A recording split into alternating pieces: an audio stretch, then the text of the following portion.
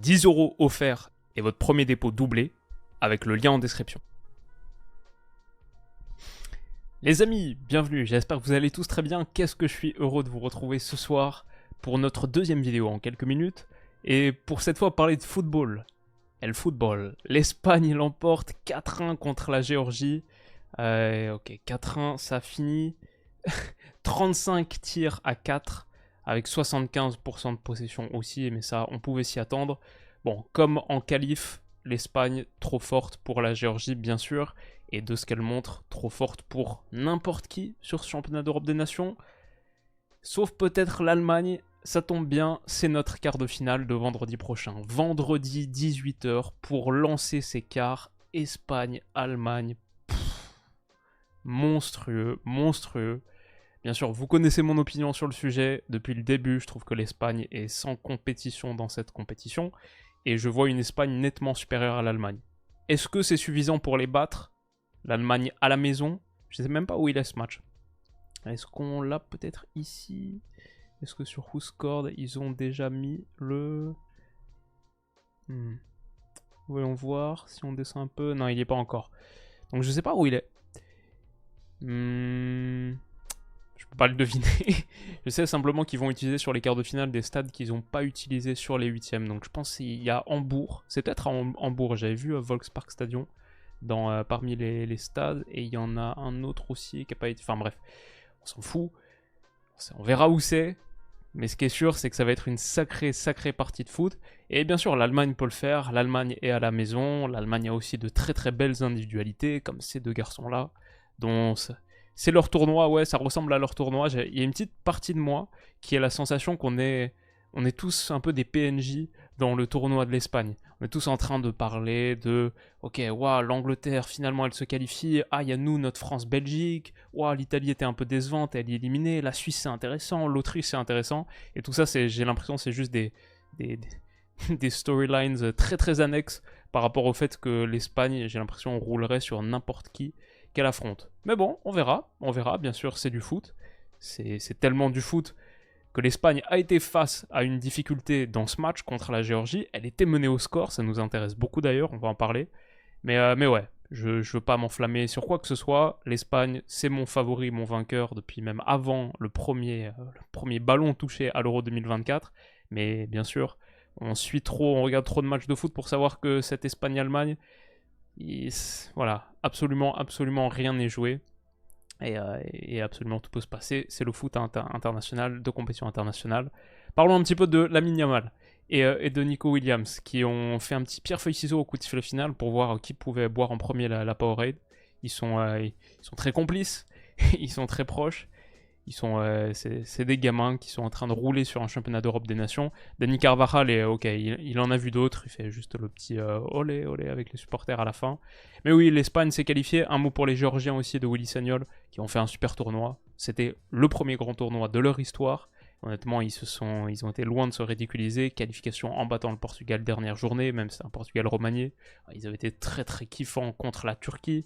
Ils se sont lâchés, ils ont joué. Ouais, certes, dans ce match, ils finissent à 4 tirs contre 35 pour les Espagnols, mais c'est parce qu'ils n'ont pas eu peur d'ouvrir le match, de jouer leur jeu. Et il y a eu même quelques moments sympas. Franchement, l'Espagne n'a pas trop eu peur, trop souffert. Mais elle a quand même encaissé le premier but. Et on retiendra en tout cas à coup sûr les tournois de Georges Mikotadze, de Georgi Mamardashvili qui a encore sorti 9 arrêts. Je crois que ça porte son total, si je me souviens bien, à 30 en 4 matchs.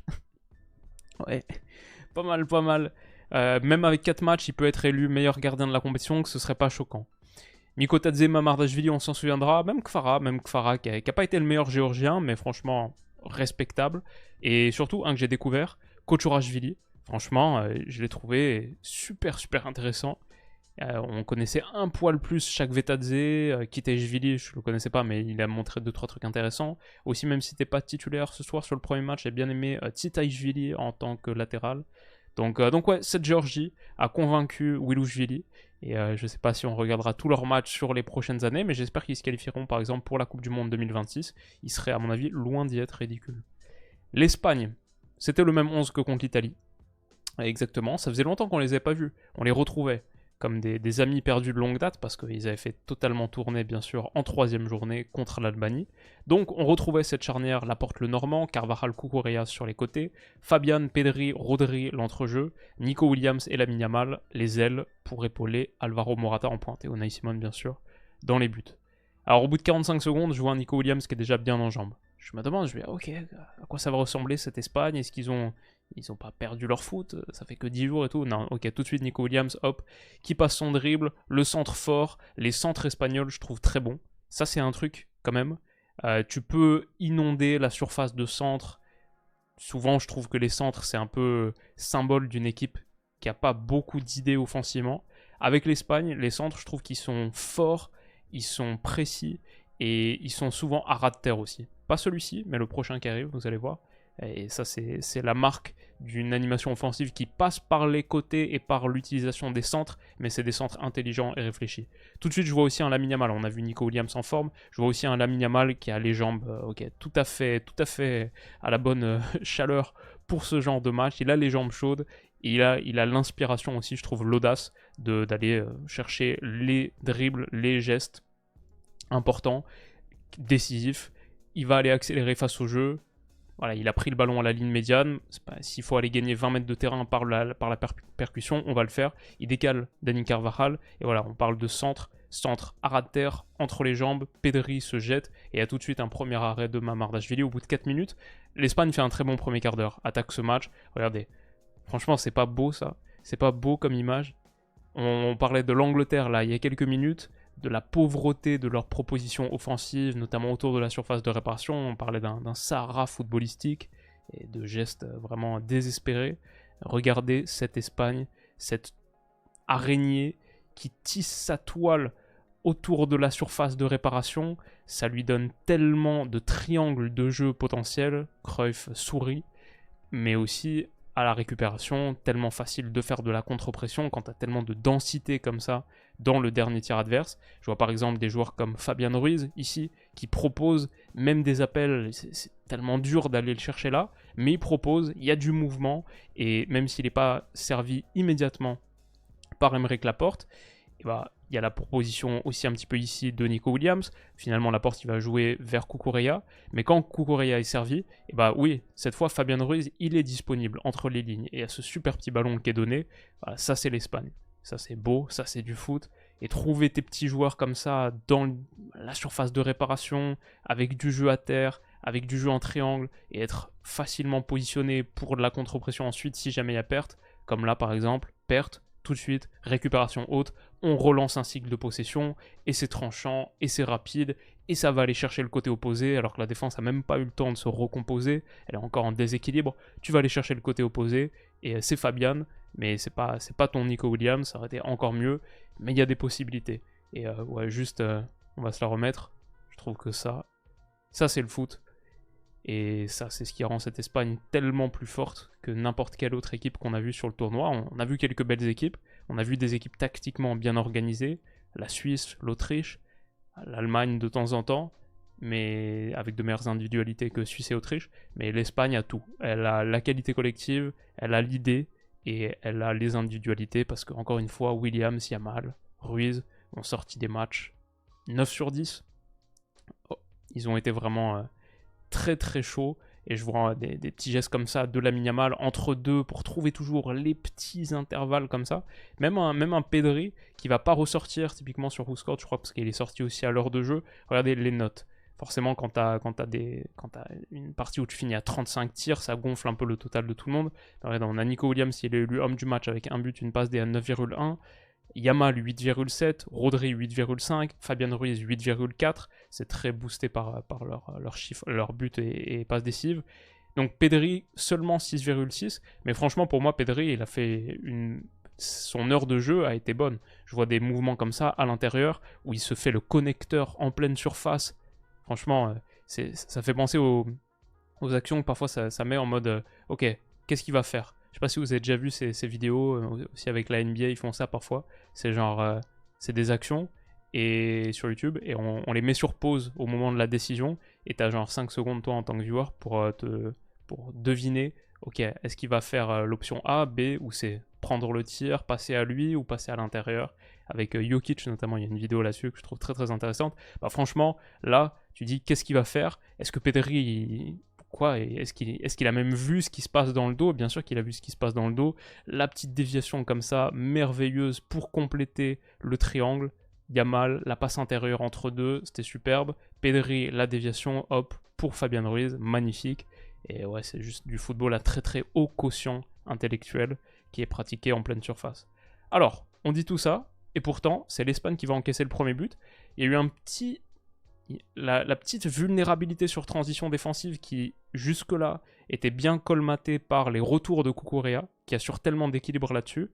Ok, on a vu que quand la contre-pression est battue, il y a des petits espaces qui s'ouvrent. Là, Mikotadze qui conduit, qui libère son latéral, le centre, c'est dévié dans son propre but, propria puerta, par Robin Lenormand. 1-0 pour la Géorgie, premier but que l'Espagne encaisse de tout le tournoi, première fois donc évidemment qu'elle se retrouve menée au score.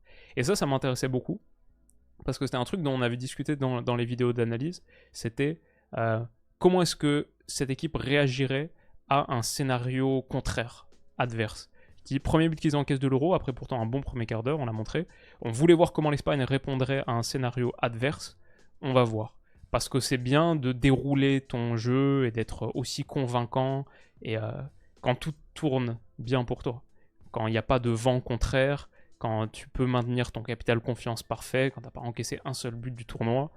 Ok, ça va de dérouler ton jeu, mais est-ce que tu es capable de te reprendre ou de continuer à maintenir ce niveau de jeu alors que tu es mené, alors que la perspective d'une défaite commence à venir? Voilà, mentalement, quelle réponse? Ça m'intéressait beaucoup. Et la réponse, évidemment, elle a été très bonne, mais pas immédiatement. Quand même, on voit à quel point le but est tellement fort en foot psychologiquement. Même une équipe aussi bien rodée que l'Espagne, elle a eu un petit moment de flottement. Genre une petite dizaine, quinzaine de minutes. Allez, le but, il a quoi? À la 16e, 17e?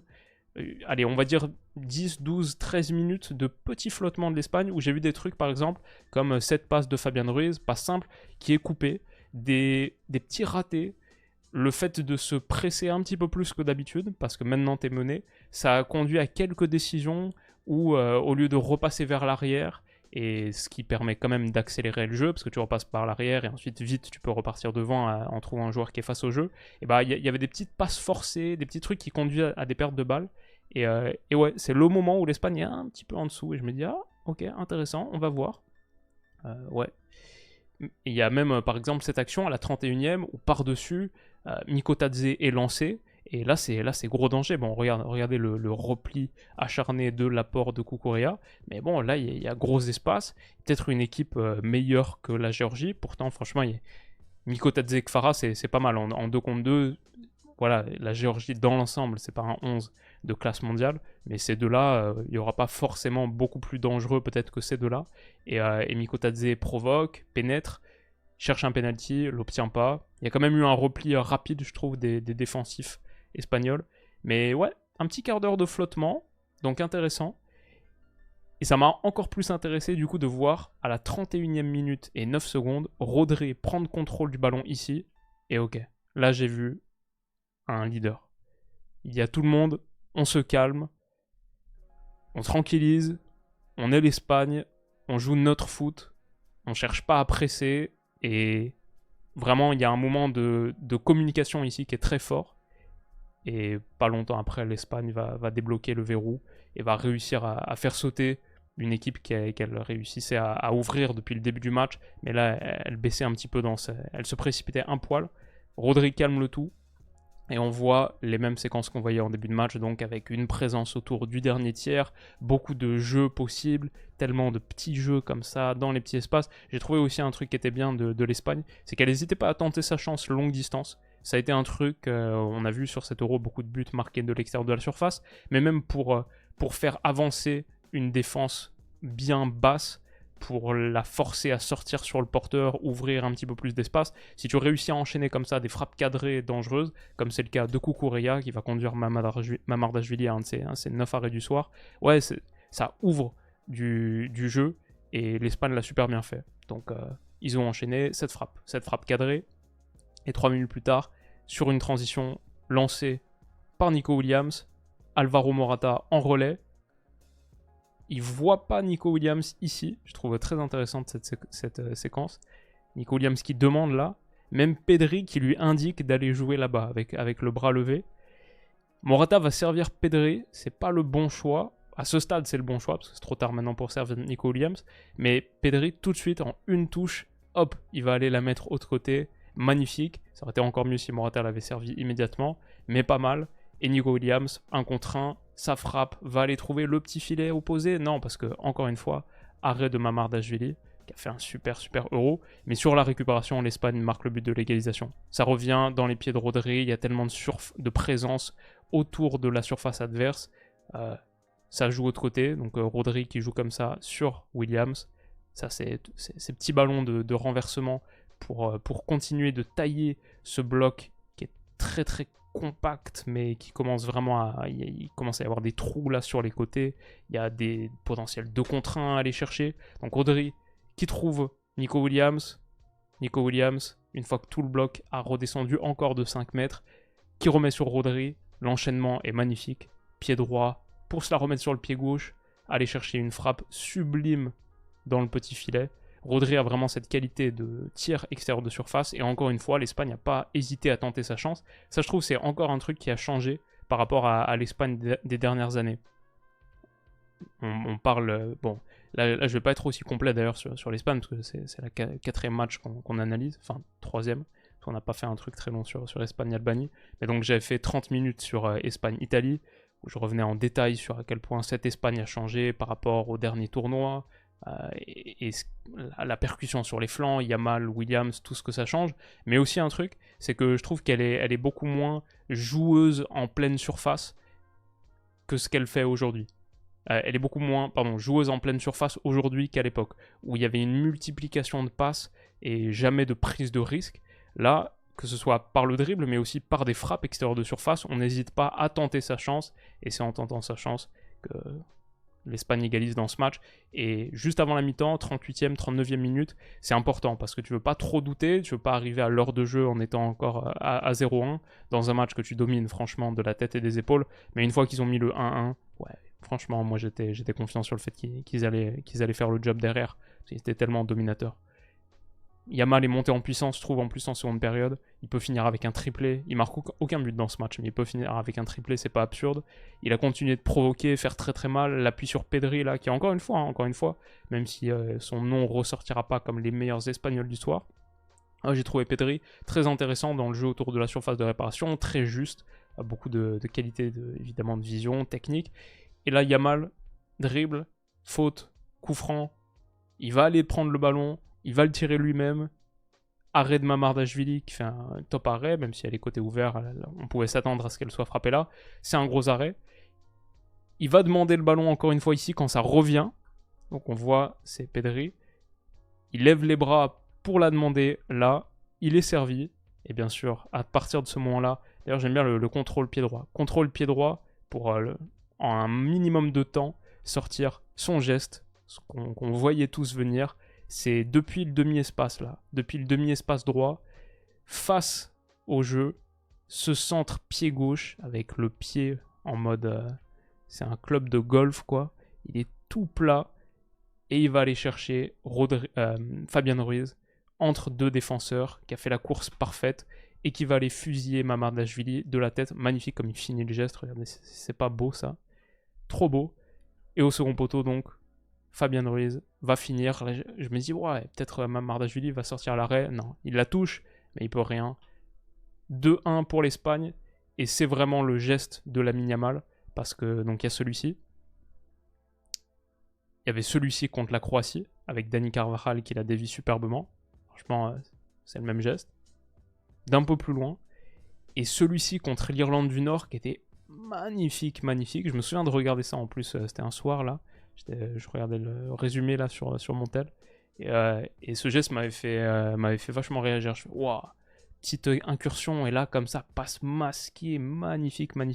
Franchement, Yamal là à 16 ans et 350 jours là, c'est déjà un des meilleurs centreurs du monde. Il a une qualité de pied gauche pour à la fois la brosser, la fouetter. Elle monte pas trop haut. mais suffisamment haut pour pas être reprise de la tête par un défenseur, mais pas trop haut, donc pour qu'elle puisse vite arriver sur le destinataire. C'est magnifique, il a vraiment, il est injouable, je trouve, dans cette position. Et comme en plus, il peut rentrer ensuite, enfin, comme il peut aussi feinter et dribbler là, comme ça, c'est très très difficile à défendre. Et je trouve que c'est intéressant parce qu'au tout début, Yamal, je voyais un joueur qui, je me disais, ah, peut-être qu'il va être un peu limité par une chose, c'est qu'il rentre tellement sur son pied gauche, c'est tellement un gaucher, et je me dis, ouais, bah après, si tu deviens un Robben, bien sûr, t'as réussi ta carrière. Mais peut-être que ça va être un petit peu toujours la même chose. C'est un peu rentrer et puis frappe comme ça, extérieur de surface. Mais en fait, le fait qu'il ait aussi le centre. Et par exemple, un Robben n'avait pas le centre comme ça. Enfin, pas dans mon souvenir. J'ai fait une longue vidéo sur Robben il y a 1 an et demi. Mais cette qualité de centre, un truc en plus dans son arsenal qui le rend plus difficile à lire, je trouve. Là, dans cette position, il peut continuer à dribbler pour essayer d'aller enrouler une frappe. Il peut faire le crochet comme ça, autre côté, pour dribbler. Et il peut aussi faire le centré. 3 possibilités qui le rendent, je trouve, ça m'étonne pas que les défenseurs laissent pas mal d'espace et tu sais pas exactement comment défendre ça. Et c'est très très fort. Les 3 images qu'on a montrées là, c'est en même pas un mois du coup, parce que c'est le match de préparation, c'est en l'équivalent de 3 semaines, avec la Roja. Et donc 2-1 pour l'Espagne, Fabian Ruiz qui marque, Lamine Yamal derrière, qui s'en donne à cœur joie. Le match, pour moi, il est fini. Il est plié à partir de 2-1. Continue de faire son festival. Qu'est-ce qu'on a d'autre? De la pression haute. Il récupère ce ballon-là. Gros gâchis. Il a beaucoup gâché, hein. Il a beaucoup gâché, Yamal. Franchement, il finit avec un doublé, c'est pareil. Là, sur un appui, je pense, avec Dani Olmo, qui lui met juste un peu trop tard son centre en retrait et dévié dans son propre but par un Géorgien. Mais il était légèrement hors jeu. Dommage. Ça aurait été encore un contre son camp sur cet Euro. Combien est-ce qu'il y en a eu? Et l'Espagne marque le 3-1 une minute plus tard sur ce ballon, cette ouverture de Fabian Ruiz. Encore un geste décisif pour lui sur cet Euro. Quel énorme Euro de Fabian Ruiz. Nico Williams servi. Son dribble. Il envoie son vis-à-vis à Valhalla. Et il va aller finir sous la barre. Magnifique finition. Il arrive là, je me dis, ok, comment est-ce que tu vas battre Mamardashvili? Parce que c'est l'équivalent de Neuer Prime en face là. Et dans cette position, on a vu par exemple Moussiala aller chercher le petit filet opposé. On a vu Kylian Mbappé contre l'Autriche chercher le premier poteau sur une frappe forte, basse, ras de terre. Bah là, il va chercher une très très belle zone. Boum, sous la barre, le petit filet supérieur. Magnifique finition. 3-1 pour l'Espagne, mérité pour Nico Williams qui fait aussi un top tournoi qu'on a mis dans le 11 de notre phase de groupe. Je pense d'ailleurs que je vais faire un petit 11 des quarts de finale aussi dans la dernière analyse, le dernier quart. Ça doit être Autriche-Turquie, je pense, mardi 21h. Je vous mettrai aussi un petit... on fera ça, je pense, à chaque tour, histoire un petit bonus. Peut-être j'aurais dû pas le dire. Mais on fera ça aussi parce que ce 11 des quarts de finale, j'ai déjà quelques noms en tête. Lamine Yamal appuie sur encore une fois Dani Olmo qui a fait une très bonne entrée.